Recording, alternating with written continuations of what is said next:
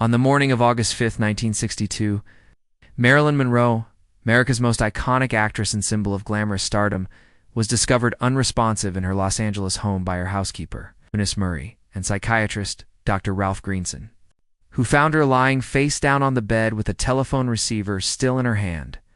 The official coroner's report listed the cause of death as acute barbiturate poisoning and ruled it a probable suicide, noting exceptionally high levels of pentobarbital in her blood.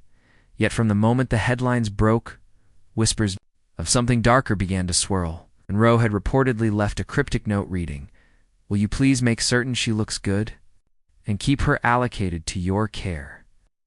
A message ambiguously addressed to whom it may concern, which spurred intense speculation about whether it was genuine or staged. More unsettling were discrepancies surrounding her final hours, conflicting accounts about who had visited her home late at night, image files missing from the autopsy report, and a mysteriously missing bottle of sleeping pills that police never fully accounted for. The house where she died had been locked and sealed overnight by Greenson before police arrived, raising suspicions that evidence may have been unintentionally or intentionally removed. Even the timeline of emergency calls, ambulances, and police arrival varied between accounts, leaving investigators and later analysts to question whether it was a medical crisis handled poorly or a cover-up in progress. In the days before her death, Marilyn had dined at Freddy's in Hollywood with a friend, was seen smiling in public, and even filmed scenes for Something's Gotta Give. But behind the scenes, she was reportedly unstable, frustrated, and heavily medicated. Speculation quickly focused on her rumored connections to the Kennedy family, John F. Kennedy and his brother Robert S., tabloids, and later conspiracy authors alleged secret affairs that placed her perilously close to powerful political figures. The infamous Happy Birthday, Mr. President performance in May 1962 at Madison Square Garden became central to theories. She wore a glittering sheer gown and sang above a world watching, after which some believe she was compelled to keep quiet because she knew too much. Just days before her death, FBI memos released years later revealed surveillance of Monroe's telephone calls, meetings between Robert Kennedy and J. Edgar Hoover, and concern over her potentially sharing sensitive information, fueling speculation of a politically motivated assassination disguised as suicide. Autopsy notes described subtle needle marks on her arms without corresponding for tubes, suggesting injections were given off-scene. Meanwhile, the pathologist Dr. Thomas Noguchi noted the absence of food in her stomach, as if she'd been incapacitated before ingestion. Journalist Dorothy Kilgallen, a confidant of Marilyn, claimed Monroe had confided about secret recordings with Robert Kennedy she planned to reveal. And Kilgallen herself died suddenly in 1965 under questionable circumstances, leaving an eerie sense of unfinished business. The official ruling of suicide was bolstered by Monroe's struggles with depression, insomnia, substance dependency, and previous hospital stays. But public suspicion lingered. No suicide note to friends or family was ever found, only the cryptic message left in her bedroom. Her housekeeper and psychiatrist offered differing statements, and her psychiatrist was reportedly unaccountable to law enforcement, alone at the scene. Over the following weeks, contrasting narratives surfaced. Lee Strasberg, her acting coach, and Joe DiMaggio, her ex-husband, both spoke of her fragile emotional state, while Peter Lawford, Kennedy's family insider, insisted she was unaware of any scandal, and insisted she made deals to support local civil rights causes. Autopsy photos leaked, showing what appeared to be cosmetic makeup, hiding purpling bruises, leading some to believe the body had been prepared for public view. Authors like Anthony Summers later published Goddess and the Kennedy Conspiracy, chronicling alleged suppression by Central Intelligence Agency or mafia figures tied to power. Brokers, though critics branded their methods speculative and sensational. The story seeped into popular culture. Dozens of books, documentaries, and sensational magazine covers revived the mystery repeatedly, each telling a slightly different version, some focused on her addiction, some on her alleged affairs, and others on leaked FBI files detailing surveillance logs and phone taps. Monroe's officially recorded date of death was August 4th, though the body was found in the early hours of August 5th. and this discrepancy became a point in later argument. Why did the autopsy reference internal timestamps conflicting with press release versions? Why did friends report her in better spirits that evening while others claimed she had been despondent all day? As years passed, public figures and news outlets revisited Marilyn's life and death on anniversaries. Interviews with former agents revealed she feared being manipulated by friends in high places who both admired and isolated her. Psychiatrists speculated that she may have taken a lethal dose during sleep with no intent to die consciously. Tragic combination of prescription overload and emotional collapse. But others argued the dosage pattern was atypical, for suicide pentobarbital levels were too precise. Too timed, as if administered by a skilled hand.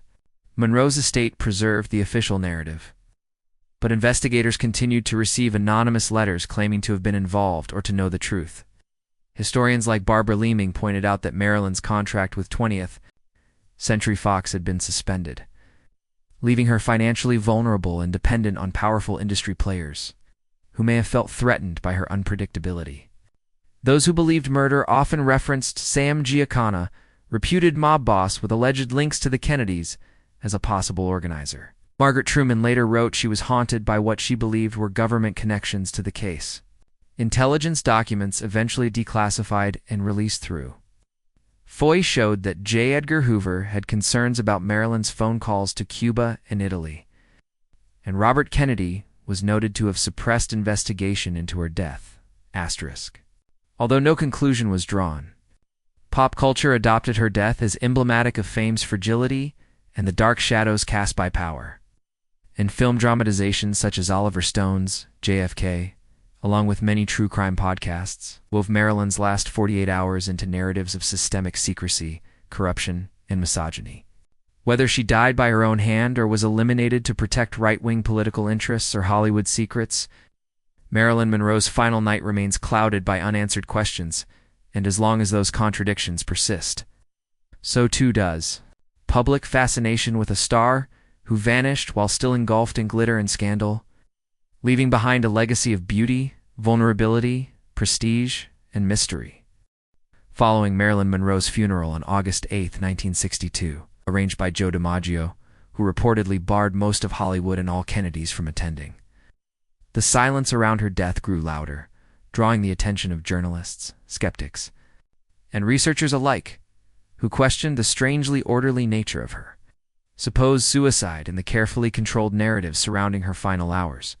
Her housekeeper, Eunice Murray, who had claimed to discover her body, initially said she woke in the night feeling something was wrong, but in a later interview, she accidentally revealed that Robert Kennedy had been at the house the day of Marilyn's death. On admission, she later retracted, prompting deeper suspicion about a cover-up or intimidation.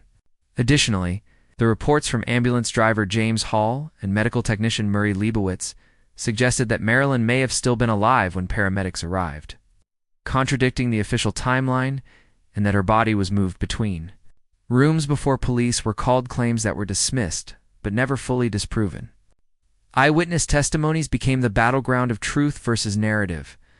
Peter Lawford, married to JFK's sister and a friend of Monroe's, was said to be desperately calling her that night with no answer, and he later claimed to have known something terrible had happened but was sworn to silence, a phrase that only fed the conspiracies more.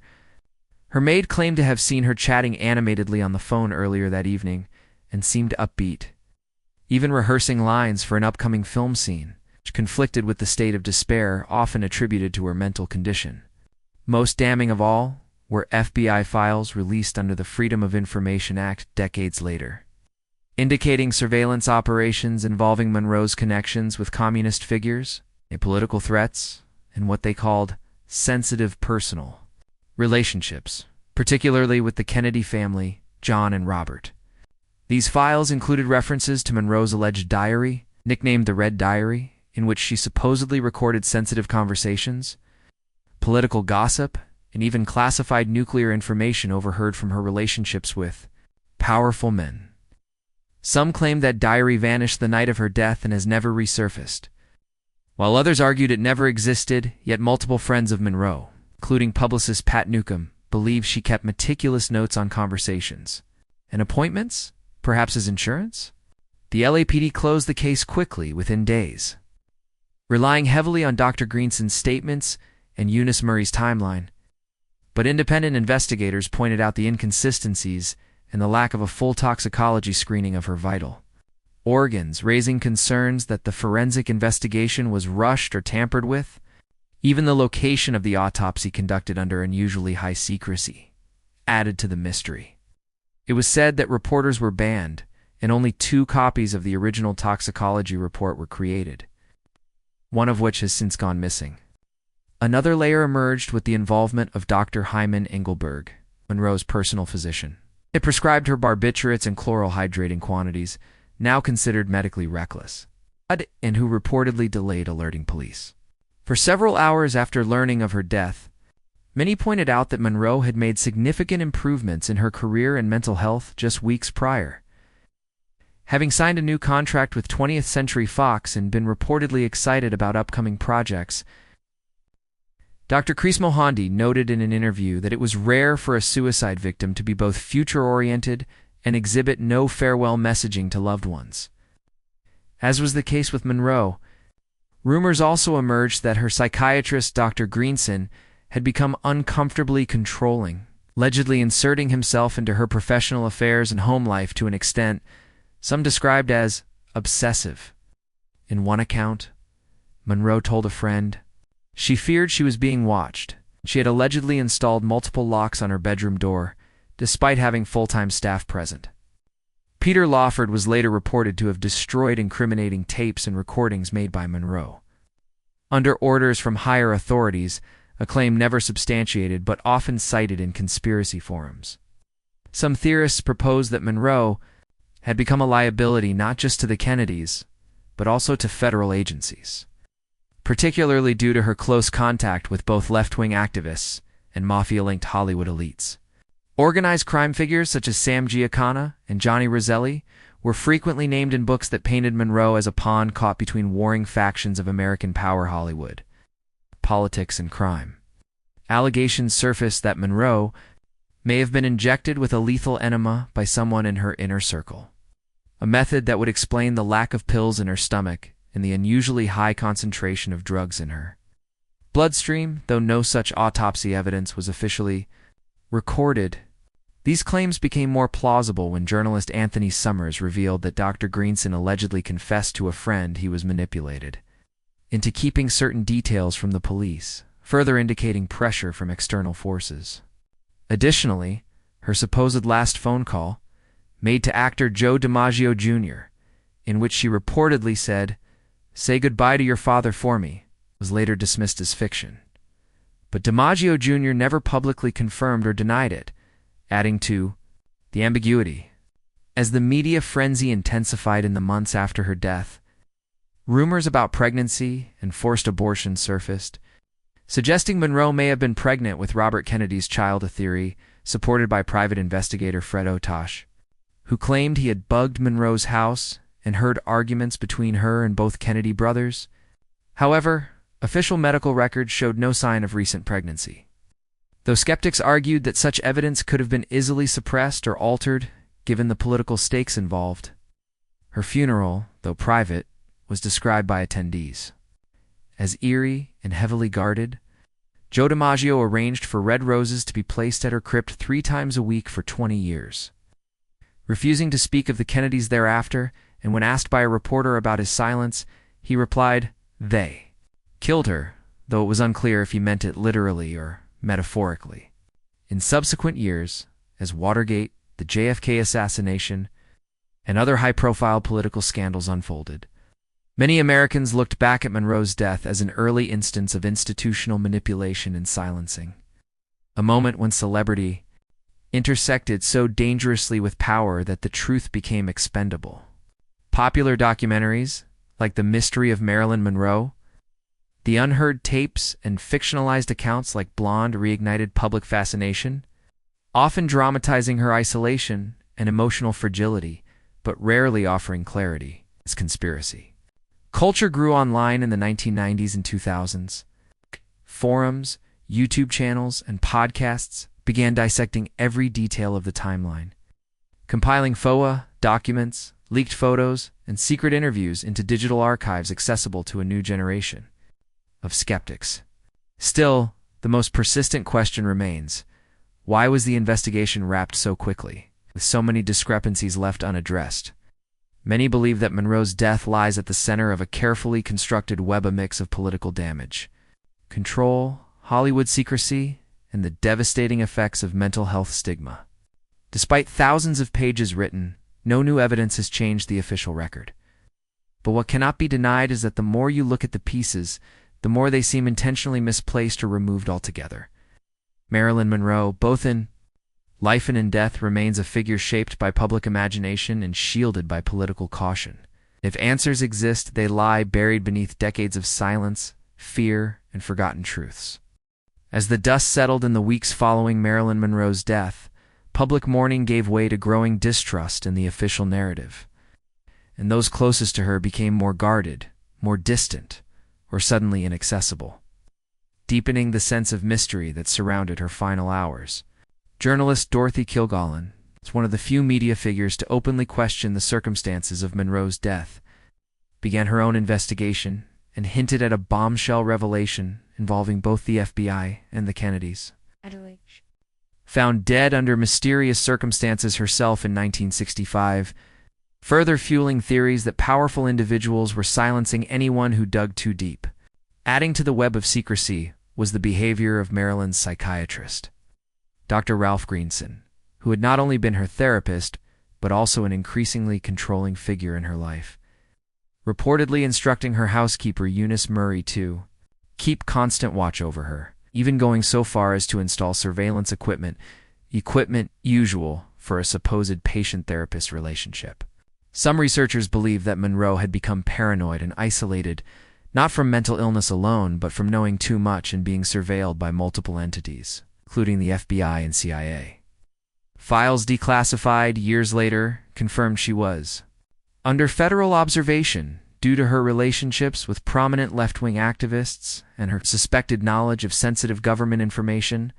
The infamous Red Diary again took center stage in investigative circles, with former LAPD officer Jack Clemens claiming that not only did he believe Monroe was murdered, but that he had seen the diary during his visit to the death scene. Before it mysteriously vanished, never cataloged as evidence, never seen again. Complicating matters were Marilyn's last interactions, which painted a strange and disjointed picture. She spoke with her ex-husband, Joe DiMaggio, about reconciliation, friends about upcoming film projects, and even placed a call to John F. Kennedy's private line, yet none of these conversations were officially confirmed or logged. Despite rumors that her calls were monitored by intelligence agencies, the closer investigators got to the truth, the more obstruction they faced. Documents were missing, autopsy reports were redacted, and even her toxicology report was said to be incomplete. With Monroe's stomach contents destroyed before a full analysis could be completed, an unheard-of violation in forensic procedure. Many believed this was done to eliminate evidence that she hadn't ingested pills at all, but had instead been given a lethal enema, a theory supported by coroner Thomas Noguchi's later writings, where he hinted at being pressured by superiors to keep the report clean. Noguchi later said Monroe's case was the only one where he felt he wasn't permitted to follow his full professional instinct. Meanwhile, Peter Lawford's mental state deteriorated, and he remained cagey about what he knew. Though he never publicly admitted it, close friends revealed that he believed the Kennedys had used Monroe and then discarded her when she became a political liability, especially after she reportedly threatened to go public with details of her affairs and conversations about Cuba, the Bay of Pigs, and other state secrets whispered to her during intimate moments. In the years that followed, the Kennedy family never commented on these allegations directly, but rumors persisted that Monroe's name had become a taboo subject within their inner circles. One bizarre lead involved mobster Sam Giancana, who claimed Monroe's death was orchestrated not by the government, but by organized crime as a warning to the Kennedys, an assertion that made headlines but lacked direct evidence. Though Giancana himself was assassinated just before testifying before the Senate in 1975, the strange deaths of several peripheral figures in Monroe's case reporters, former agents and alleged witnesses only, added to the paranoia that The case was cursed or worse, guarded by an invisible wall of power. Among them was Marilyn's hairstylist Sidney Gilleroff, who claimed she told him just hours before she died that tonight will be the end. A cryptic phrase that could have meant either suicide or foreknowledge of something sinister, depending on interpretation. The LAPD refused to reopen the case, even after multiple petitions from authors and private investigators, citing insufficient new evidence, but the cultural obsession continued, and Monroe's name remained entangled in discussions of justice denied and truth buried. In 1982, Los Angeles County District Attorney ordered a review of the case following public pressure, but concluded that there was no credible evidence to support a murder theory. Despite multiple contradictions in witness statements, timelines, and medical documents, still, the review brought attention to how poorly the original investigation was handled. Marilyn's body was removed before a proper crime scene analysis, and potential witnesses were never questioned under oath. By the 1990s, documentaries and books began examining Monroe's life through a new lens, not just as a troubled starlet, but as a woman crushed under the weight of fame, manipulation, the shadowy alliances between government, media, and entertainment. Films like Norma Jean and Marilyn and books such as Donald Wolfe's The Last Days of Marilyn Monroe painted her final days as a tragic convergence of control, surveillance, and psychological pressure from those she trusted. Around the strange pattern of deaths in Marilyn's social circle, her friend Jean Carmen claimed Marilyn had confided that she feared for her life, died under mysterious circumstances. Author Robert Slater, who claimed to have married Monroe in Mexico, was widely dismissed, but presented convincing details in his autobiography. And actor George Jacobs, who worked for the Rat Pack, insisted that conversations about Monroe's death often ended abruptly when the name Bobby was mentioned. Notably, no suicide note was ever found. Despite the claim of an intentional overdose, and forensic experts argue that most suicides involving public figures leave behind some kind of written farewell, Monroe, known for her expressive writing and journaling habits, left nothing. Some believe that whatever she may have written was destroyed that night, thereby Grinson Murray, or an unknown third party sent to the scene before authorities arrived. The Hollywood elite, while mourning her publicly, quietly distanced themselves in the years that followed, wary of being caught in the growing web of conspiracy theories. Meanwhile, a subculture of amateur investigators and Monroe fans formed. Online communities, piecing together timelines, analyzing photographs, even hiring private labs to test old evidence fragments, hoping to uncover a smoking gun. But with so many key players now dead and records either lost or suppressed, the investigation has become less about proof and more about patterns of deception, omission, and silence, from the very institutions meant to protect the truth. Today, as the line between fame and political power blurs more than ever, Monroe's story feels eerily Madonna, warning about what happens when a vulnerable voice becomes dangerous to those in control. Her legacy, once limited to red lips and glamorous photos, has expanded into something darker. A symbol of how even the most iconic can be discarded when they know too much, and how truth can be the ultimate casualty in the war between power and exposure. As the years passed and the cultural mythology around Marilyn Monroe deepened, the boundary between celebrity lore and political conspiracy blurred further, creating a complex tapestry of suspicion, silence, and scandal that refused to fade. And new voices emerged with information that seemed too detailed, too aligned to be coincidence. Chief among them was Norman Hodges, a former CIA officer who, in a controversial deathbed confession in 2015, claimed Monroe had been eliminated as part of a covert operation because she knew too much and posed a risk to national security, especially after allegedly threatening to hold a press conference revealing her affairs with both John and Robert Kennedy and the confidential information she claimed they had let slip, including discussions about Area 51 and covert CIA operations. In Cuba, Hodges claimed she was seen as a risk asset and neutralized with an overdose administered under medical guise, an operation masked to look like suicide, but coordinated at the highest levels of government, yet critics immediately dismissed. the confession as unverifiable. However, the story reignited widespread interest and prompted comparisons to similar patterns of suspicious deaths in American history. In parallel, Hollywood insiders began speaking more freely. A nurse who worked at Cedars-Sinai claimed she overheard doctors discussing inconsistencies in Monroe's toxicology that were suppressed, while an unnamed bodyguard told an author that the actress had been monitored daily by the FBI in the final 6 months of her life, even claiming that her home had been bugged and that tapes of her private conversations with both Kennedy brothers existed and were later seized. These statements mirrored earlier claims from private detective Fred O'Tash, who alleged he had wiretapped Monroe's bedroom and heard her arguing with Robert Kennedy the night she died, a tape which has never surfaced but remains the stuff of legend. Meanwhile, the Red Diary continued to haunt researchers.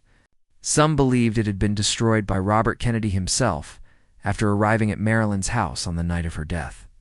A visit still hotly debated but supported by several eyewitnesses, including a neighbor and Marilyn's own housekeeper, Eunice Murray, who originally denied Kennedy's presence but later changed her story. She told BBC journalists in a 1985 interview that Bobby was there, then quickly asked for the camera to stop rolling, visibly distressed. Why she shifted her story decades later remains unclear, but it was enough to renew interest in her credibility and role in the night's events. In fact, Murray's behavior that night has long been criticized. She washed the bedsheets before police arrived, gave inconsistent statements about when she discovered Monroe's body, and made multiple contradictory remarks about whether the bedroom door was locked. Many now believe Murray, possibly under Greenson's influence, was either complicit in the cover-up or too frightened to tell the truth. Of the early 2000s, new technologies allowed cold case enthusiasts to digitize and analyze Monroe's last photos and phone records, attempting to piece together a timeline that aligned with known events. One such investigator claimed Marilyn had made a call to a journalist named W.J. Weatherby only hours before her death, during which she sounded calm, future-focused, and sober, contradicting the suicide narrative. Even more damning was a discovered memo from the CIA's own archives, dated just days before Monroe's death, referencing her alleged conversations with sensitive government figures and unauthorized disclosures, which some saw as coded language for security risks. Though vague, the memo hinted at government concern over her activities, and once made public, became a foundational piece for those arguing she had been silenced. In Los Angeles, multiple law enforcement veterans came forward in retirement too, speak about orders they had received to stay out of it and let federal agents handle Monroe's investigation, which was highly unusual for a local overdose case. These orders, often unspoken but deeply felt, further reinforced the idea that Monroe's death was not simply the tragic end of a vulnerable woman, but the culmination of months of control, surveillance, and manipulation by forces far larger than herself. Even her personal belongings were suspiciously mishandled. Her diary disappeared, her medical records were sealed or destroyed, and dozens of letters and photos from her home vanished without trace. A warehouse in Nevada later surfaced, claiming to contain one of her missing boxes. But the owner died under strange circumstances before the contents could be authenticated. Decades later, best-selling author Anthony Summers released Goddess, an investigative biography that included over 600 interviews and uncovered chilling accounts, including a claim from actor Peter Lawford's aide that RFK had ordered the cleanup of the crime scene to remove any trace of his visit. The aide described Monroe lying naked, already dead. As Kennedy and Lawford stood in horror before calling trusted handlers to handle the situation, while these claims remained controversial, they were corroborated by multiple secondary sources, including ambulance drivers and retired CIA contacts who recalled classified cleanup operations in Los Angeles during the early 60s. Monroe's autopsy, meanwhile, continued to fuel speculation. Chief pathologist Thomas Noguchi maintained that while high levels of barbiturates were found in her blood and liver, there were no capsule remnants in her stomach, extremely odd for an overdose via pills. Some argued she had been injected or administered drugs rectally, a theory consistent with reports that Greenson had used enema therapy on her previously, possibly again that night, either willingly or without her knowledge. Greenson's role remains one of the most disturbing, as he was not only her therapist but also someone with links to intelligence figures and political elites. And some have even gone so far as to accuse him of being a handler, sent to monitor and medicate Monroe under orders. Others paint him as a well-meaning professional who got in over his head, trying to protect a fragile woman caught between power players beyond his control. Whatever the truth, it's undeniable that Monroe, once seen as a mere casualty of fame, was increasingly framed as a whistleblower figure in documentaries, books, and online forums, someone who tried to speak truth to power and was silenced. The Kennedys, now lionized in American history, still carry the shadow of their alleged involvement in Monroe's death. Robert Kennedy was assassinated in 1968, and many theorists believe that had he lived longer, he may have eventually been forced to answer for the events of August 4, 1962. Even Jackie was rumored to have known about the affairs and urged Robert to sever ties before it was too late. Today, with public trust in institutions at historic lows, Monroe's case serves as a mirror to ongoing fears about surveillance, elite abuse of power, and justice denied. Her face, frozen in iconic photos, now carries the weight of something deeper, the tragic cost of being too close to the truth. Whether she was a victim of suicide, a fragile woman overwhelmed by addiction, or a symbol sacrificed to protect the powerful, one thing remains clear: the real story of Marilyn Monroe has never been officially told, and the silence surrounding her final hours continues to speak louder than any official report ever has. In the decades that followed Marilyn Monroe's death, what began as a tragic loss of a beloved star evolved into one of the most enduring and tangled mysteries in American cultural history. A riddle that merged celebrity, politics, and espionage into a chilling tale of silenced voices and unanswered questions. And as technology advanced and public skepticism of official narratives grew, more people began to revisit the case not as a footnote in Hollywood tragedy, but as a masterclass in strategic misinformation and elite protection. And the question shifted from how did she die to who made it happen and why. And with each anniversary, documentary, or leaked file, Monroe's ghost seemed to whisper louder, reminding the world that truth cannot stay buried forever. In the early 2010s, renewed public interest sparked a surge of private investigations. Podcasts and amateur sleuth communities diving into archived FBI files, death scene photos, and old witness testimonies. And one particularly explosive theory came from a group of British forensic analysts who, after digitally reconstructing Monroe's toxicology report, asserted that the barbiturate levels in her blood and liver were far too high to be self-administered, implying either force or deception. And what disturbed them more was the absence of stomach residue, again confirming suspicions that the drugs were administered in a way she couldn't control or even consent to. Meanwhile, new information surfaced about Monroe's attempts to record an audio diary, much like the infamous Red Diary, but in voice format. And rumors began swirling that tapes existed of her last week alive, recordings where she talked about feeling watched, used, and discarded, and allegedly mentioned conversations with Robert Kennedy that made her feel like a pawn in a game bigger than Hollywood. While these tapes have never been officially found, multiple former Hollywood assistants and technicians have testified they heard snippets. One describing Marilyn's voice saying, "They won't let me go. They're afraid of what I know." That simple sentence, if authentic, casts a devastating shadow over the narrative of suicide. Adding to the unease, Monroe's close friends began speaking out in their twilight years. One of them, actress Shelley Winters, stated in her final interviews that Marilyn had told her directly about affairs with both JFK and RFK and was frightened not of dying, but of disappearing, a phrase Shelley said she didn't understand at the time but later realized could have been a fear of being erased or silenced.